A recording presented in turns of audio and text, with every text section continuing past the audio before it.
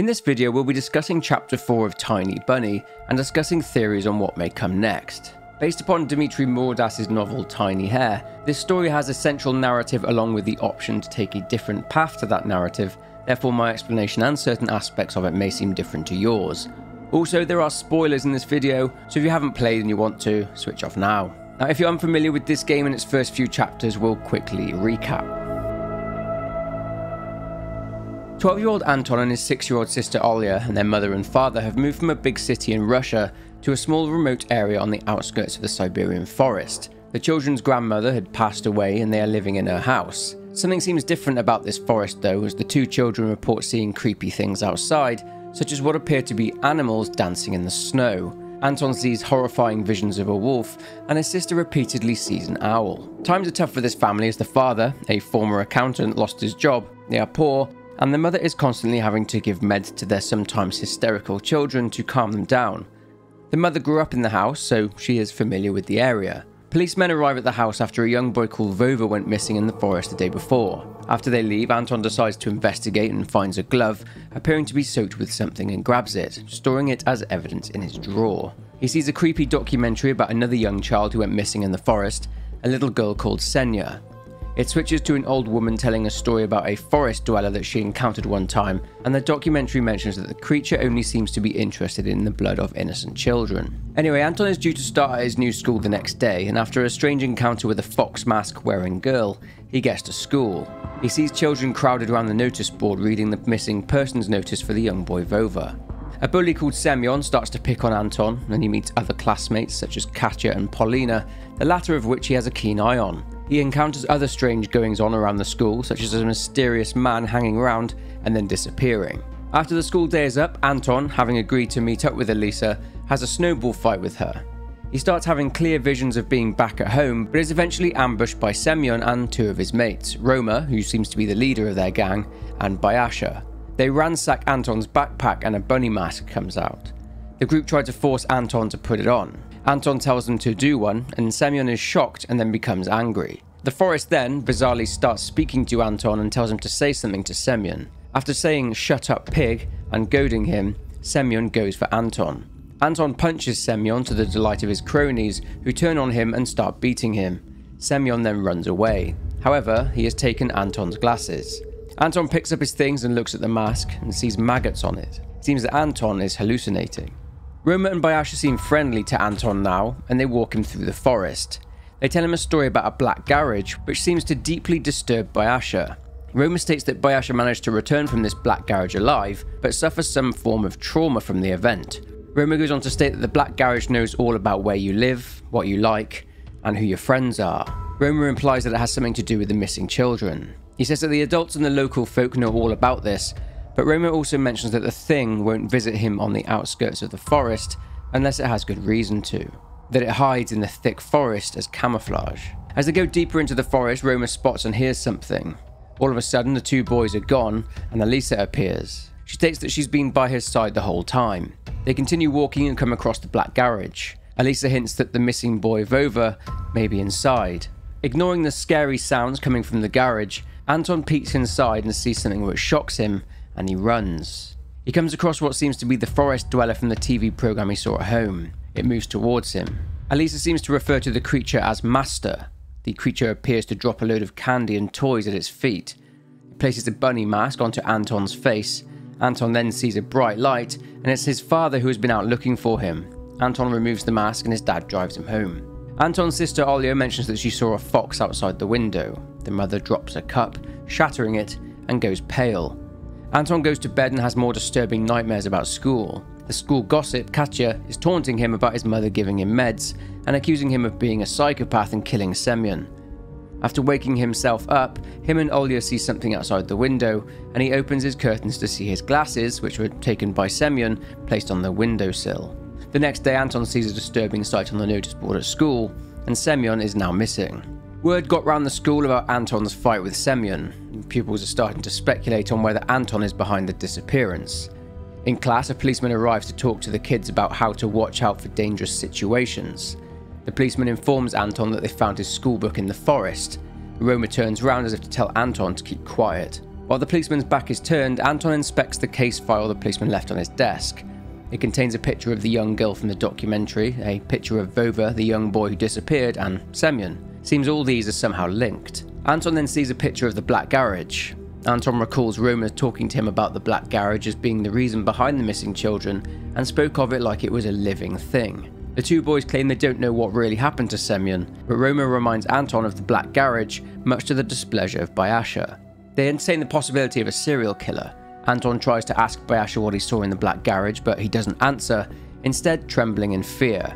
Roma reveals that they were bored the autumn before, so they decided to mess with black magic. He goes on to state that they were told by an old person that they may end up summoning a real ghost if they break the one great taboo of their parents. They stated that they went behind some garages, and Bayasha decided to take a look inside the black garage, and that he hasn't been the same since. 1 week later, Anton receives a note asking him to meet. He gets there and sees Polina. After a chat about music, Polina asks Anton to take a book with 11 questions in it so she can learn more about him. Roma has also answered questions in this book. After leaving school, Anton bumps into Bayasha, who asks him to walk with him. He leads into Roma, who is practicing his approach and asking out a girl he likes. Only one problem.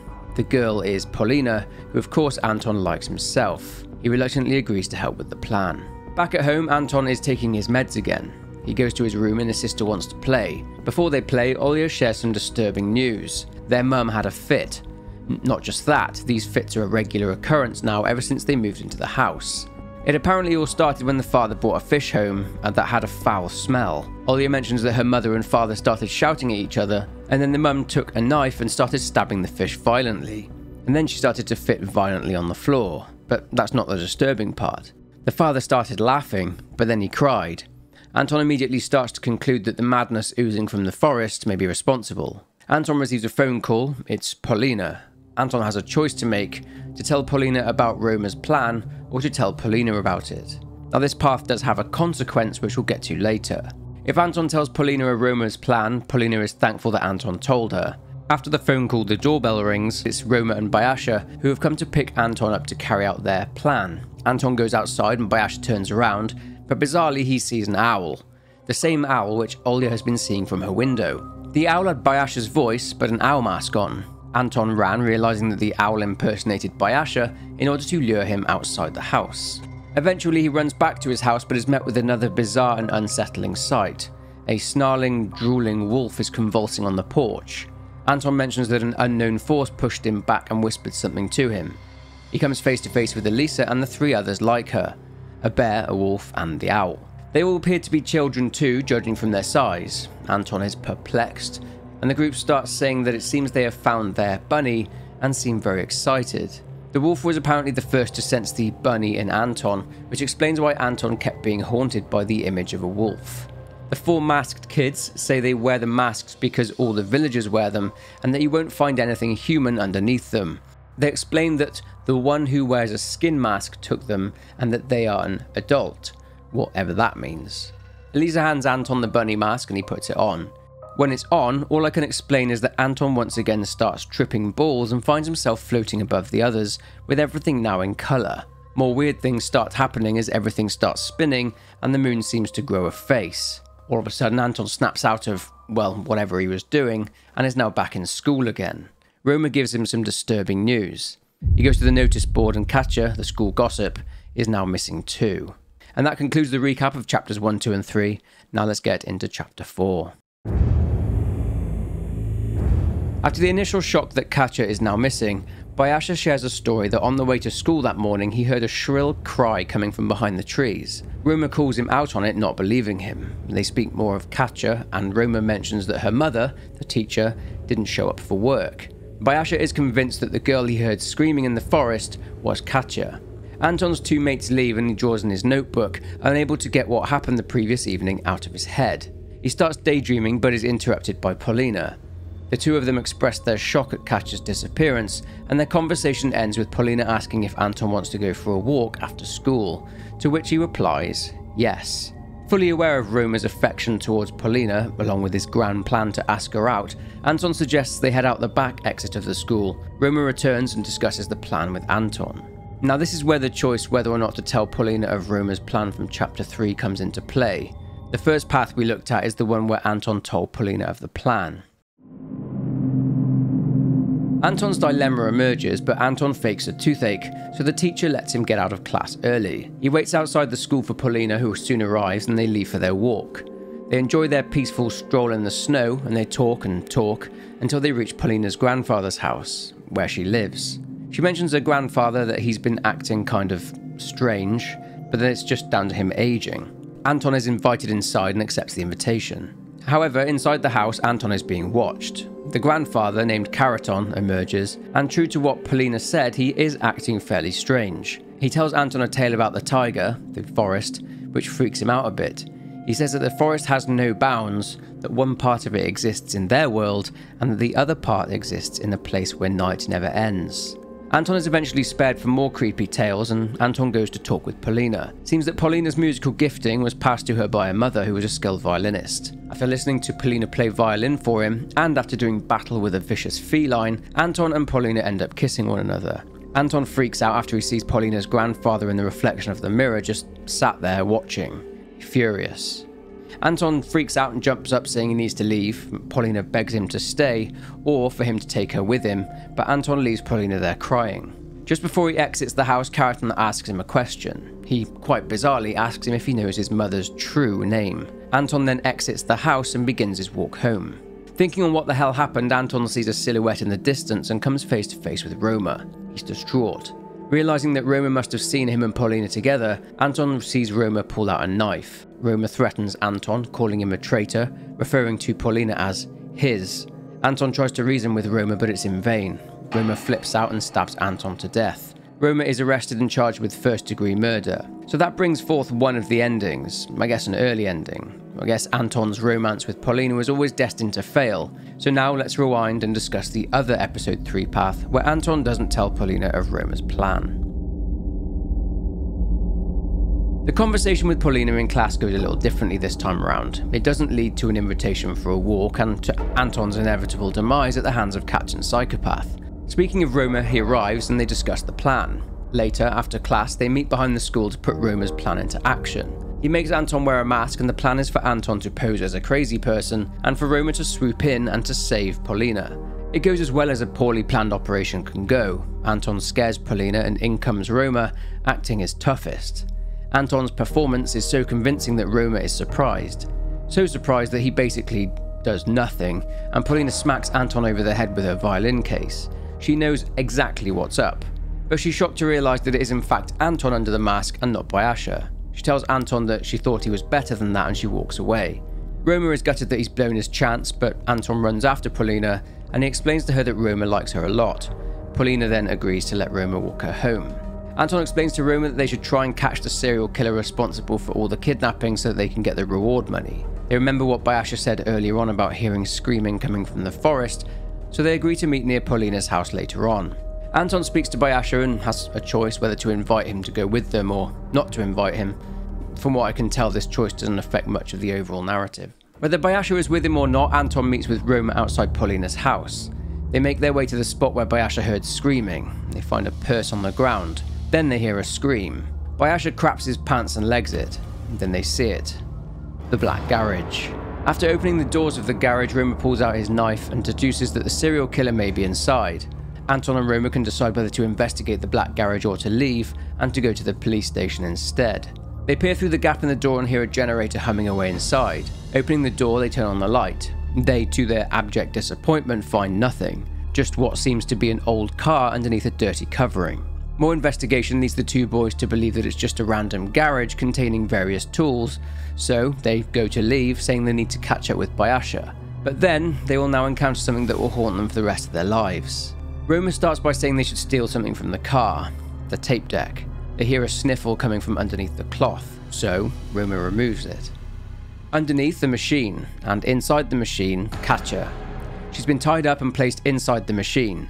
The pair try to help her and get her out the machine, but in their panic and their struggle, Roma accidentally knocks the switch, turning the machine on. Anton tries to turn it off, but it's too late. The machine has already started attempting to pull Katja in. Roma and Anton try to pull her out, but they're helpless, as the machine is like a dog with a bone and won't let go. Poor Katja is swallowed by the machine. There's nothing left. Katja is gone. Anton and Roma, completely shell-shocked, vow not to mention it to anyone, otherwise people may think that they killed her. Roma is worried because he did in fact turn the meat grinder on, even if it was an accident. Roma leaves and Anton returns home. He overhears his parents arguing, a regular occurrence ever since they moved to that house. Anton's mother speaks of them being in danger, that Anton's father saw someone in the village, and that this someone now knows where they live.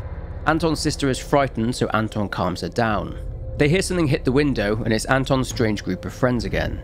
Anton takes his sister outside, and they go and speak to the group. Elisa hands Olya a sweet and tells them to follow the sweet trail. They follow it to what seems to be a glistening ice castle. Inside, sat upon a throne, is a man Anton refers to as Grandpa Frost. Anton has heard of him before from his mum's fairy tales. He addresses the siblings by name and says that he has something special for them. He pulls out a large sack. He claims to have candy straight from Neverland. Olya is excited, but 3 riddles need to be answered before they can partake. The answer to the first riddle, garage. The second, a kitty. And the final one, sack. Sweets fall to the ground and Grandpa Frost stands up telling his children to feast. But Anton figures that something isn't right here. The animals' faces were smeared with something dark. Anton can choose to take part and eat the candy or to refuse. If he accepts, everything turns to colour again. Anton picks up a chocolate bar and takes a bite. Grandpa Frost is delighted, promising to grant the children's deepest wishes. Olya asks if this is Neverland, to which Elisa replies, welcome home. But Anton feels like he is home. They're all having a great time eating candy and dancing. Anton looks up and sees a group of children in the distance. He shouts over to them and invites them over, but Anton remembers that nothing lasts forever, but that this feels like it will never end. Then Anton wakes up in his bedroom, but he's happy. Olya appears, and it seems that they have a new puppy. Anton's parents enter his room too, and they seem weirdly happy. Anton's dad got a promotion after his company's chief accountant went missing. More money coming in means they can go on holiday. They're going to Disneyland. The following morning, Anton walks to school. He sees Paulina on the way and she hugs him. She tells Anton that by some miracle, her grandpa started walking again. Anton mentions that he's worried Roma will see them, but she says that no one has seen him in a while. Anton is concerned. Paulina then mentions that the police officer Lieutenant Tikhonov went to her house the previous evening and informed her that Bayasha and Roma have both gone missing. Not only that, but that the lieutenant believes that everyone that went missing was the fault of Roma. Stepping into class, Anton notices that the 3 worst people in class, Roma, Bayasha and Katya, were gone, and that the class is now a lot happier. Anton sits down to draw Paulina. He draws her flawlessly. But then Anton looks at the drawing. A horrific drawing haunts the page. Anton looks up and realizes it's nighttime, and he's sitting alone in an empty, dark classroom. He walks out into the halls of his school and it's different. Decaying. He looks at the bulletin board and sees lots more people are missing. Anton runs out of the school and makes his way home. The village seems dead and empty. Anton panics and runs towards a house. A wheelchair rolls out of it. He enters and encounters a beast. A wolf. He runs and encounters more strange beasts. It's Elisa and her gang, but they look more horrifying than usual. They demand that Anton feed them or else, and that he has until the following evening to do so. Anton runs, the sun rises, and that is the end of episode 4. Now let's rewind again. If you cast your minds back whilst in the presence of Grandpa Frost, Anton had a choice to accept the candy or to refuse. If Anton refuses the candy instead, he grabs his sister and attempts to leave with her. Elisa blocks them off and once again tries to offer them candy. Anton can change his mind, which leads back to the previous path again. Anyway, after refusing for the second time, Anton notices that something isn't right with the candy. Olya wants to eat candy and tries to get away from Anton. Elisa reminds Anton of his medication that his mother gives him and tells him that the medication tangles his thoughts. Grandpa Frost tries to get the siblings to stay there with them. Grandpa Frost says that he knows that children don't want to grow up. He tells them they just need to accept. Once again, Elisa offers Anton the candy, and once again, Anton refuses. Something in the air changes. Anton and Olya hear the cries of children, and the plate of candy is revealed to be maggots. The friendly animals that Anton considered to be his friends now appear to be rotting, very aggressive and extremely hostile. The piles of candy revealed themselves to be human remains and entrails. Then Grandpa Frost reveals his true form. He is the goat entity, the forest master that Anton encountered in the forest not too long ago. The Ice Palace is now a cold, dark dungeon made of metal. The Forest Master tells Anton to eat or to be eaten, throwing a lump of human flesh at his feet. Olya is now flat out unconscious, but Anton once again refuses. The Forest Master then orders his children to eat, but Elisa stops them from killing the children, saying that the bunny, who is Anton, will bring them a tasty treat. Elisa then transforms back into her other form. She whispers in Anton's ear and makes it very clear that this is the only way to save himself and his sister. Elisa then force feeds Anton the human flesh. The owl then threatens to take a bite out of Olya, and Anton goes mad, threatening to kill the owl. Anton spits out the flesh, but the Forest Master agrees to Elisa's plan. Anton has until the following evening to bring the creatures some meat, or else they will eat Anton's entire family. He runs for it, escaping the creatures. The black garage then disappears. Anton realizes he left his sister in there. But then he sees his sister's wrist poking out of the snow. He starts to dig her out, and she's alive, but it's bad. Olya's bottom half is gone, and she's dying. And she lets out a scream, and that is the end of the second part of episode 4. I'm very glad we now have a clearer idea of what the Black Garage is. No idea on what its origins are yet, but we know that it's controlled by the Forest Master, who uses it as his lair. Roma mentioned at one point in episode 3 that he and Bayasha at one point messed with black magic. Did they let something out? Roma also mentioned the parents' taboo. The adults definitely seem to know something is up with the forest. Did they manage to trap the Forest Master inside the Black Garage and Bayasha accidentally let it out? This leads me on to Anton's mum. Given that she grew up there, she definitely knows a lot more than she's letting on. Encountering whatever it is that lives in and haunts the forest clearly leaves a psychological mark on the person. Roma himself says that he's never seen a person as hysterical as Bayasha was after he looked inside the garage. Olya, Anton's younger sister, mentions that their mother had a fit. It's mentioned that these fits happened occasionally whenever their mother was presented with or encountered death. She went crazy and stabbed the fish and started convulsing on the floor. She definitely knows what's out there. The same can be said for Lieutenant Tikhonov. If Anton and Roma do go to the police station instead of investigating the Black Garage, they speak with Tikhonov. When discussing the missing children, he mentions that they scoured the entire forest and found absolutely nothing, not a shred. The lieutenant mentions that something similar happened 30 years prior. He also says that the police saved 2 of the missing children back then. One of them was Tikhonov himself, and he says that the other was a girl. Was the other of the saved children Anton's mother? One question that remains from last time is, why is their mother giving them meds? Is there more to Anton than we think? Does he play a bigger part than just that of some kid being caught up in something sinister? Is Anton being transported to a different world? I noticed that at one point Narnia is referenced. Is this why the snow falls upwards rather than downwards, because it's an alternate reality? More questions that surfaced after this episode were the identity of the man that Anton's father knew. That this man was potentially one of the bad people that Anton's father knew, which leads to another question as to what is Anton's father's big secret. Is he really an accountant? A theory on the Forest Master is that he is, or is at least based upon, the legend of the Krampus. The Krampus was a goat-like entity, half goat, half demon, and he would prey upon mischievous children. His disguise is basically Father Christmas, or Russia's version of it, Ded Moroz, or Grandpa Frost, a legend from Soviet-era Russia. Morozko, as he was formerly known, was considered a snow demon, and he would kidnap children from their families. But instead of leaving gifts, he would demand that he receive gifts in exchange for their safe return. Kind of like the Forest Master telling Anton to bring them food by the following evening so that he can save his family. And finally, we now need to wait to find out which ending to episode 4 is the true path. The ending where Anton went mental and was surrounded by the bloodthirsty animal children, or the ending where Olya is gravely injured. Either way, I hope you enjoyed this video on Tiny Bunny episode 4. If you did, then please leave a like and subscribe to the channel too. And leave your theories below in the comments, but for now, take care and I will see you in the next one.